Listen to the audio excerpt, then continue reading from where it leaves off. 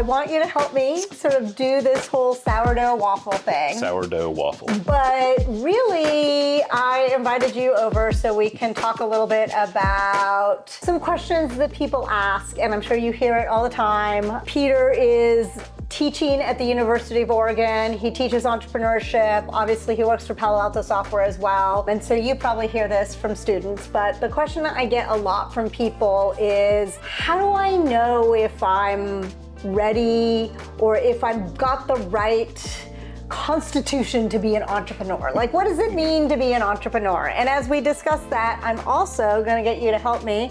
I've recently restarted my sourdough obsession from COVID. So we have lots of different versions of sourdough right now. This is my fed sourdough starter. Fed. It's been fed, and you can see it's like doing lots of cool things here and like bubbling all over the place. See, I've never done sourdough. I know the basics of sourdough. I've never done it myself, and it seems very, you're raising a child here, basically. Yeah, and you know, it's a little bit like, I thought it would be a good one for this topic because it's a little bit like you never know what you're getting with sourdough. Okay. And you're not sure, you have to make a lot of adjustments and you gotta pivot. It depends on what the weather's like, and you have to be okay with that. It isn't just strict measuring, which a lot of baking is.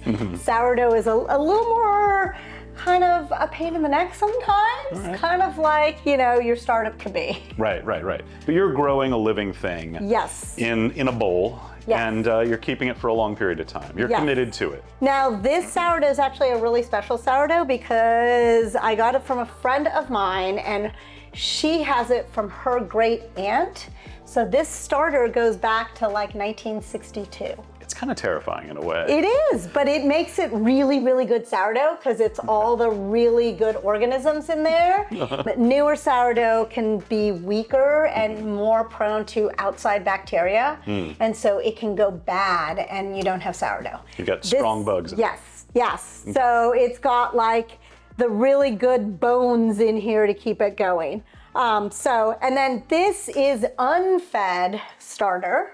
This is what we're actually going to use for the waffles. I just wanted to show you what like the fed starter looks. So I'm going to start doing some things and I'm going to ask you for a little bit of help. I'm going to put this over here.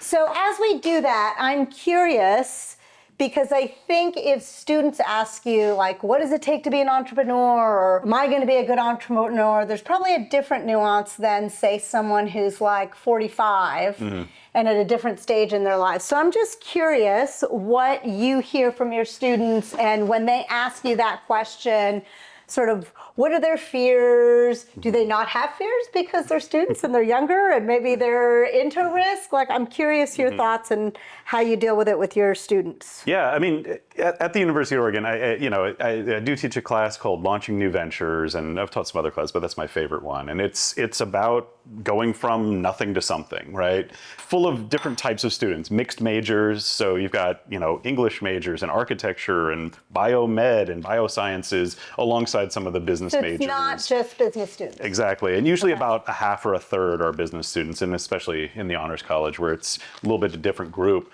One of the first day topics is exactly what you're asking. This idea of, can entrepreneurship be taught, or is it something that's innate? Is it genetic? Is there an entrepreneurship gene, is the way that we say it, right? Like, are you born with it, or do you have to do something to obtain that quality? And I think there are definitely some people out there who believe that, entrepreneurship is something you're born with it, you live it or you don't live it. You either have blue eyes or you don't. Yeah, it's part of you. Have this or you don't have it. Yeah, and I think that's pretty, that's sus, as the kids would say. A little butter in here. Butter in the microwave, which is a way to clarify it. No, we're just gonna melt it. I actually put paper towel on top because you guys probably may or may not have had this, but if you put butter in the microwave and you're trying to melt it, sometimes it pops and explodes and it makes a mess in the microwave and you lose your butter. So I always cover it. Tip. I cover it with a paper towel so that that doesn't happen, and we're going to use that for that. So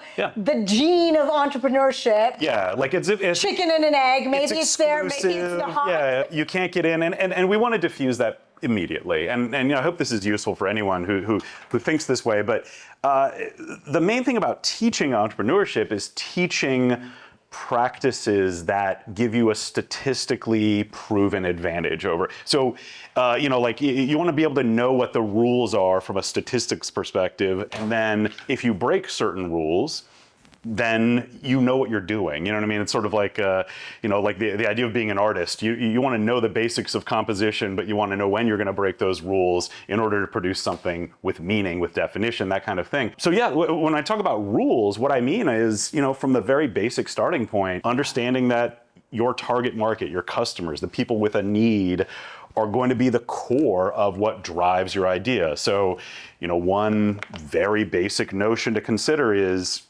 you make a product for a need. You have target market, you have people who have a headache, and you're going to deliver the aspirin for that headache. And I talk about that a lot. But starting from a point like that means, again, it's accessible to anyone. It's something anyone can do. Have and empathy. You don't need to have the gene. You just need to have, like, what is this idea, and does the idea have legs, basically? Yeah, exactly. So we're going to put these are the types of starting milk points in here while we're talking. Right. We're just going to warm it up a little bit. Sourdough likes to be warm and not cold. All right. How do you know if it's too warm, though? So this is too warm. That's hot. So I just touched something hot. Okay. Yeah, don't burn yourself.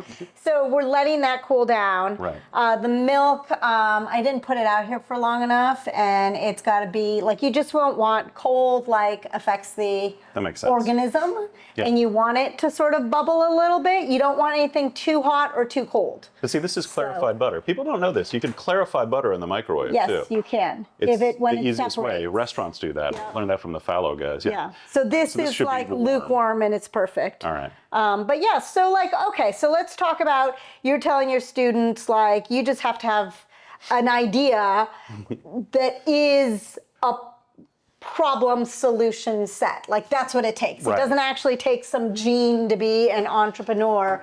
But why is there this, like, I feel like there's this, like, serial entrepreneur, and we kind of have an idea of what that looks like. And it's this idea of, like, you're your own boss, and, like, there's all these really cool things about being an entrepreneur. How do you kind of break it to your students that, like, there's a lot of entrepreneurship that maybe isn't as sexy as it gets made to be? Yeah. There's and the truth is, I mean, the serial entrepreneurship thing is a great starting point. Again, another, like, statistical truth is that people who do entrepreneurship, people who participate in startups or running their own business more, are also more successful on average. So that's, again, a kind of a chicken and egg thing, right? It feels like a chicken and egg thing. How do I learn by doing? Speaking of eggs, will you pass me an egg? All right, fine. How do I learn by doing if I haven't done it yet? Meaning, like, is my first startup always going to be statistically less successul than follow-up ones? Yeah. And the truth is yes. So again, like, how do we learn by doing without taking the risk of doing? That's a tricky question to answer. And in this class, one of the main things that we do is simulate as much as we can.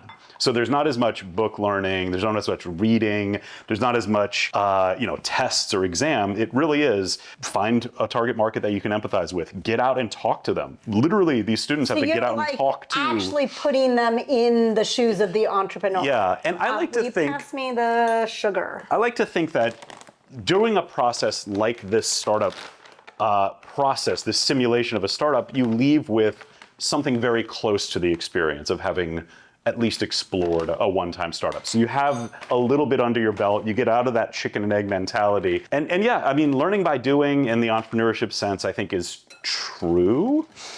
It's so hard to say, like, I've read a book and now I'm ready to do it, without actually doing some of the actions. Now we'll do the salt. All right, just a little bit of salt. So, I mean, that's interesting, because I think that's probably one of the biggest things I would say to, like, say, a 45-year-old is that it is all about not, so it's about half a teaspoon of salt. So the salt and the sugar and the milk feed the sourdough. Okay. So now also it makes the waffles taste yummy, but it also kind of feeds it a little bit like yeast might get fed when you do, I don't know if you've done anything with yeast, but you kind of feed the yeast with, like, milk and sugar and let it bubble a little bit. Start bubbling. Yeah. Yeasts, yeah. So sourdough is similar to that, but and then we're gonna add our flour and our baking powder, and we'll let it just rest we'll actually pull the one that I already got ready and we'll make some dough. But yeah, I mean, I think one of the things I often discuss with people about entrepreneurship is that they need to understand like plan A, plan B, plan C. The things aren't gonna necessarily go how you thought they were going to go, right? I mean, again, this is why I kind of like this idea of sourdough, because it's baking, but it's not. Like, baking is very precise. It's very scientific. You have all the steps. You do it exactly right. You measure. A lot of times you weigh your ingredients. And it is very, very precise. Scientific people like baking. Other cooking is much more about, like, the feel and, like, can you taste things? Do you have a sense? And sourdough's like that. And I feel like entrepreneurship is like that, right? There's no set structured plan, even if you want that. You have to be ready. You have to understand what if scenarios. And that's the biggest thing I tell people is how much risk are you willing to take? And what happens if it all goes bad, right? Like, did you like mortgage your grandmother's house and she's homeless now? Or That's did you probably a bad risk. Did you start talking to a target market and you thought they had this pain point, and the more that you talk to them, the more you realized it's not actually that big a problem? This is a thing that students encounter all the time. They think, oh my gosh, you know, parking is such a pain. Or a classic idea that comes up so frequently, like, oh, what if I forget to drink coffee in the morning, right? And it's like, so is that problem worth solving, right? Like, if you start pursuing that, you start interviewing people, you go out into the world and you come back home and you're like, well, I interviewed a bunch of people. They said, well, what's the worst thing that happens when I don't drink coffee in the morning? Oh, I have to drink it a little later. Oh, I'm a little more tired than I should be. Okay, well, how could you have prevented that? Well, I could have woken up earlier. These aren't migraine headache problems. These aren't the kind of problems that require a solution. They would be nice to have. And you can't build a business off of a solution that's nice to have, or that people will say, I'm glad that exists. I'm not going to pay for it, but you know, continue with that. That's where you get into hobby realm, or you know, that kind of thing. So where like some very few people niche might want your thing, but it doesn't solve the problem is solving isn't big enough. We start to encounter a few things, and I like to break it into this like three-legged stool, right? This notion that, you know, one leg of the stool of the feasibility of whether this thing is going to move forward is certainly the person, right? The human being. And I think, again, this is where we want to diffuse the idea that there's a genetic code to entrepreneurship. I do encourage co-founders, by the way. This is another, again, statistically significant point. If you've got a co-founder for your venture, you are more likely to succeed, more likely to get funding. And the reason should become obvious, right? For people who are scared of entrepreneurship or who feel like it's for other people, a lot of times it's because they think of these just monolithic, these you know, golden god entrepreneurs who do everything themselves and they run every aspect of the business, when really what you want to find is somebody who's, you know, got a diverse set of skills from yours, something else that they bring to the table. So that's why a lot of times you see these 2 or 3 group all people. All of a sudden you're not, you know, alone. You're responsible not for everything. I think that makes sense. I mean, that is the other thing is that, you know, one of the things that I tell people is, so we're mixing the butter in now, just to get it all mixed in. But not whisking it. No, the butter just gets mixed in. Yeah, it's actually a really easy recipe, which is what I like about it. The only problem with it is patience, which I am a very impatient person, which can happen with entrepreneurs, right? So like me being a very impatient person, one of the things that I know has worked really well running Palo Alto software is to run it with Noah. And as a partner in running the business, he and I bring very different skills to the table. Exactly. Including how we worry and how risk adverse we are. It's perfect. And, you know, I think that's what you're saying when, like, that's why if you have a partner, you're like statistically more likely to succeed because you're not all alone, and things that I freak out about, he doesn't. Things that he freaks out about, I don't. So then we find this middle ground, and it's also less lonely, right? Like I don't have to carry everything on my shoulders. You don't have to become an impossible person. And again, like diffusing this myth of the genetic wonder house, you know, this perfect person who can do everything is part of that thinking as well. Yeah, absolutely. I mean, if you're going to go into a technical field, it's okay to have one co-founder who is the technical expert and the other who runs the business or something like that. So these kind of balances are part of that. It looks like we just switched doughs. So we have now this is the magic of television, I've heard. So this one we're gonna leave. You can see it's a little bit more watery, and gloopy. If you look right now, you can see there's actually tons of little bubbles. And do you see how airy this is? Yeah, it's almost, what would I say? It's almost like a cream or a... Yeah, and the airiness is what's gonna make it really yummy and sour. Okay.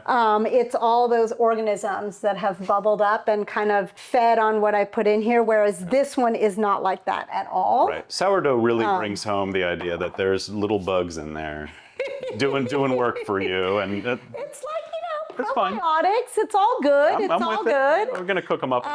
So now we're gonna open this up. But yeah, I mean, again, I thought sourdough was good in terms of like, you never know what's gonna happen, and sometimes it doesn't happen. Sometimes you gotta get to the bacon part. Yeah, no, that's great. So if you had 3 or 5 or 2, like what are the 2 or 3 most important things to consider if I'm actually gonna jump off the entrepreneurial cliff? Like you talk about some like, is there a problem solution?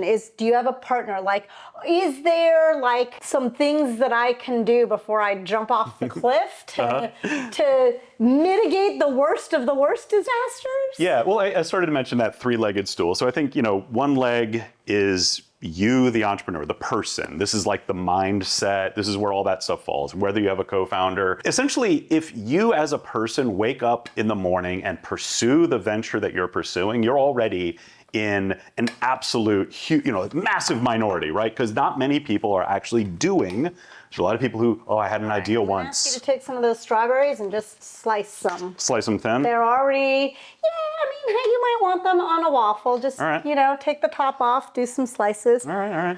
So that's one leg. So the other leg would be, so you've got you, the person. Are you going to pursue this? The other leg would be, do you have a customer, a paying customer? Bill Ollett from MIT says the one sufficient condition for a business is a paying customer. Just the one. So usually more than one, but and there is a paying customer out there. Yeah. So now you're pursuing something, you've got a paying customer. And some programs, especially early entrepreneurship programs, will kind of stop there. They'll focus on the customer. And I think the most important thing actually is if you've got a customer and they're paying you money for the thing that you're producing, are you profitable in the end? And that's going to be the difference between a hobby versus a business that can be up and running. So again, the 3 legs, are you going to wake up and you're going to do this work? If so, do you have a customer who's willing to actually exchange money for the thing you're producing? And if they give you money, do you have a business? And that's really where I think some of the financial forecasting planning aspect comes in, is in that 3rd leg. And again, I think it's often ignored in early stage education, in especially college undergrad programs or these mixed major programs, because everyone's afraid of numbers, everyone's afraid of thinking about financials. That's not for me. I'll just hire someone else to do that. You get these sort of put it on the back burner and you never do the financials. Yeah, you get this sort of head in the sand mentality from these not just students but even professors, because they think it's so hard. They think that the students will shut down, and so it's a good place to introduce tools, real world tools to help them through that process. Put the actual plan in the forecast. The thing that I think is cool and gets to the crux of, I think, what I also like to tell people is, am I an entrepreneur? Should I jump off the cliff? And what you're saying is just very practical. It's like there's a 3-legged stool. Are you doing this? Do you have a customer? Can it be profitable, right? And that's very ticky-tacky, logistics, but at the end of the day, I think it's true, right? You're an entrepreneur if you do it. Are you going to do it? Yeah, exactly. Are you going to do it? Getting out and doing it is honestly one of the biggest things that I think people miss. Again, a lot of folks have had good ideas. They think, I saw someone else with this idea and I had that idea once too. And it's like, well, if you didn't do anything about it, everyone's got ideas. Billions of people in the world, lots of people have had ideas. I would actually go so far as to say there's not that many genuinely new ideas either. It's about who can get them done. Do something about it, execute something, get some traction. figure out a minimum viable product that you can deliver, test it on a customer, like take all these steps. And you did mention sort of like the recipe of entrepreneurship, the cookbook. And I do like a book called Disciplined Entrepreneurship by Bill Ollett. I kind of mentioned it a second ago. It's 24 steps to go from no startup to startup, right? And those steps, again, you don't have to follow every single one the way he tells you to, but by doing the steps, understanding what the steps are, if you skip one or you do one less than the other and one more than the other, you are being scientific about your approach. You are being statistically forward. If you're feeling a little lost. Exactly. And again, I think that helps defang this process from people who think that it's for other people. Entrepreneurs are a different type, a different class. Well, not really. They all kind of do a lot of the same things. And again, that's like why that three-legged stool is so important for me. It's like all you need are those three things to have something that's feasible at the end of the day. You don't need magic, black turtlenecks, the best public speaking persona ever created. People think of these things because they are promoted as these, magic marketed people. I've heard people be like, well, I'm not that person, right? I was like the quiet one in the class always. I'm not an extrovert. Strawberry is gross. Well, then let's not use that strawberry. What do you do with it? Just set it aside. We'll decide how gross it is. If I can cut off some of it, I'll keep some of it. Otherwise, I won't. Does a dog eat strawberries? No. Is that maybe our dog would. Is it a bad fruit? There are many bad fruits for dogs, but all right. That's another video. Just generally gets bad upset stomachs, but yeah. I think that I've heard a lot of people who worry that they're not the entrepreneur type, right? That they have this idea of, Steve Jobs, the black turtleneck. There's a lot of very big personalities in especially the tech world that we've all seen of like what it means to be an entrepreneur, jumping around, screaming, doing your thing, right? But at the end of the day, it actually is that three-legged stool, right? Do you have an idea? Do you have a customer? Can it be profitable? And I love pointing people to a book that helps them feel like maybe there's a plan, because at the end of the day, that's one of the things that helps at least me whenever I have an idea, even within our business, right? Just a new idea within our business is just to do a quick forecast to say, is this viable? Right. What would we charge for it? Who would we sell it to? What does it cost to make? Is there a there? And it's not whether or not, I'm this like perfect picture of what somebody thinks an entrepreneur is. Yeah. It is, I would add, it's pretty important to think about, the customers that you want to serve, right? So this is almost ready here. You flip it? I did just I've never seen people flip waffles. Yeah, I don't know. I find that like the bottom, it stays a little hotter than the top. And so if I flip it like that. That's the experience talking.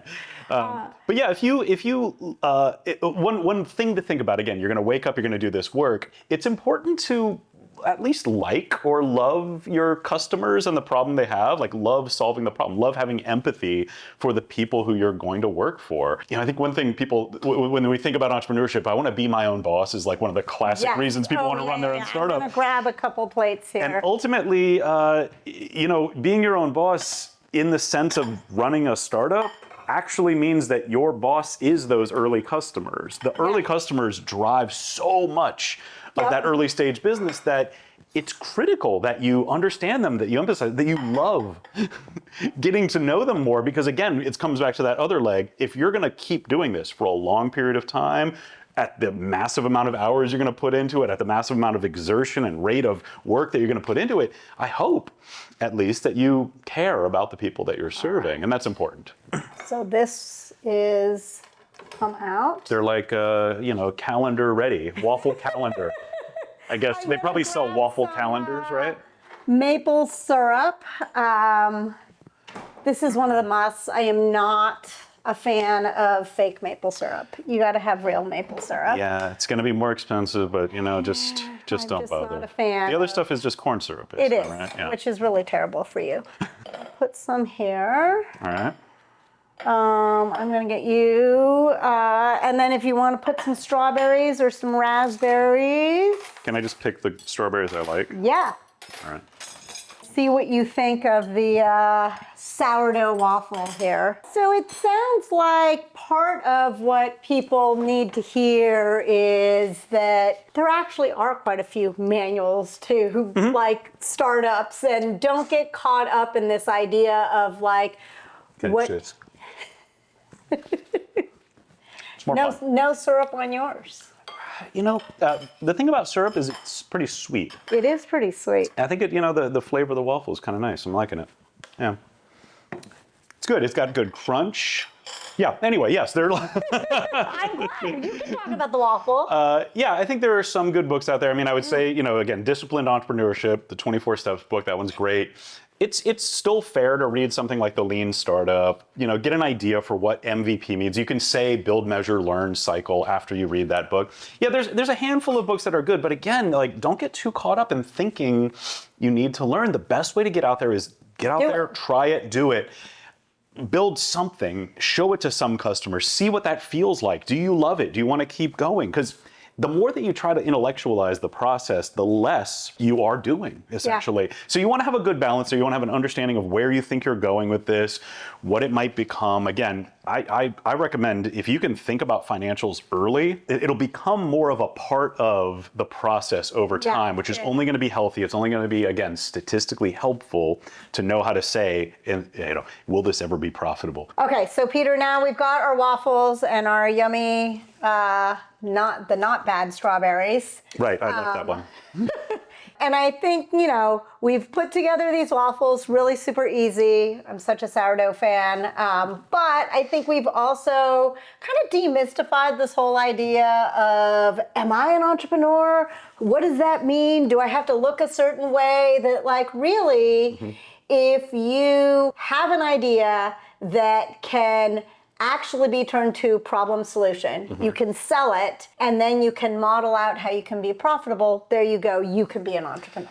Yeah, and really it's about doing. I mean, I think the main thing is you can read, you can think, you can imagine, and that's great, but also the doing is the best way to learn the process. And don't be afraid, just don't be afraid of trying, don't be afraid of asking people if they'll exchange money for the thing that you're producing, if that's what you're working on. Also consider, you know, a lot of local regions will have incubators or accelerators that are open to the public, startup weekend events, like these kinds of things that are a little more of a casual approach to the get started process that can help jumpstart you into somebody who is doing rather than imagining and dreaming and thinking. It just should be empowering to think that way. There's a reason Mikey said just do it, right? Give it a shot. Give it a shot. Get out there and try it, whatever it is. You test it against what the world says is actually going to happen when you try to follow that plan, and you learn from those results and you build again. That way you get better at that process over time. It's just like making a waffle, right? Just like making a waffle. A walk in the park. All right. Thanks, Peter. Thanks for watching, everybody. Lovely, delicious waffles. Comment, ask questions. You have questions about the sourdough or the entrepreneurship side. We want to hear from you.